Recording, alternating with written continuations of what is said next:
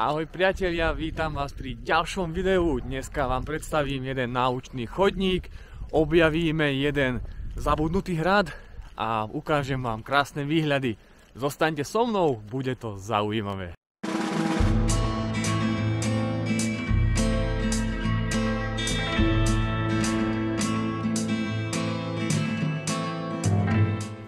Dneska si prejdeme náučný chodník Tisovec Hradová. Tento náučný chodník vám predstaví prírodné krásy, zaujímavosti a históriu tohto kopca nad Tisovcom. Nie je dlhý ten náučný chodník, má niečo cez 3 km, ale zase prevýšenie je dosť veľké, je to skoro 500 metrov, takže sa pripravte na to, že budete šľapať do kopca. Tisovská Hradová predstavuje jednu z najvýznamnejších krajinných dominant okolia Tisovca. Veríte či nie, toto video sa natáča začiatkom februára a máme počasie ako niekedy v strede jary. Ale treba si dávať pozor na odev, na oblečenie a treba ho aj v takomto peknom počasí vrstviť. A oblečenie na takéto túry si môžete vybrať na stránke alpinepro.sk. Cestou na Hradovú natrafíte aj na výhliadkový bod Skalu pod Hradovou, kde je krásny výhľad na Tisovec, na lom Čremošná. Troška ma srdiečko bolí, lebo Hradová už je v Národnom parku Muránska planina a predpokladám, že aj tento lom sa nachádza už v Národnom parku, veľmi blízko Národného parku Muránska planina. A podľa mňa takýto lom by tu nemal byť, ale my už s tým asi teraz veľa nespravíme.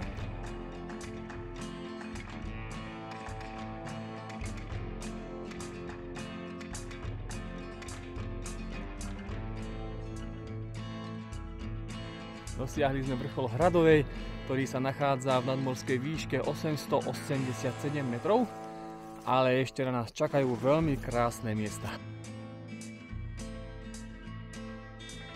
Na vrchu Hradová sa nachádzajú pozostatky dávno zabudnutého Tisovského starého hradu. Nakoľko sa na hrade zachovalo strašne málo archeologických nálezov a historické dokumenty veľmi nehovoria o vzniku a zániku tohto hradu, tak veľa informácií o ňom nie je. Historici sa domnievajú, že buď bol postavený niekedy v 13. storočí, alebo až pozdejšie v 15. storočí. Hrad pravdepodobne zbúrali cisárske vojska po potlačení protihabsburského povstania. Nedaleko hradu nájdete vrcholovú lúku, na ktorej cca pred 3000 rokmi stála praveká osada. Tento mohutný a rozložitý vrch z vápencových brál s početnými jaskyňami poskytoval ľuďom bezpečné bývanie už od nepamäti. Toto bola posledná zastávka náučného chodníka, ale teraz vám ukážem, aké prekvapenie na vás bude čakať, keď sa vyberiete po žltej turistickej značke ďalej.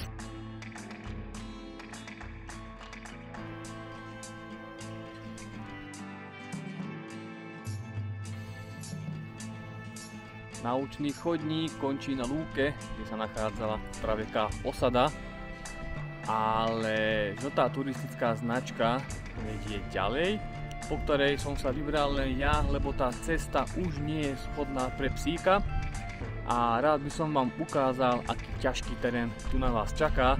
Nič pre tých, ktorí sa boja výšok. Ak budete pokračovať po žltej turistickej značke, tak sa dostanete naspäť do Tisovca a takto spravíte krásny okruh. Z hrebeňa máte krásne výhľady, napríklad na Nízke Tatry.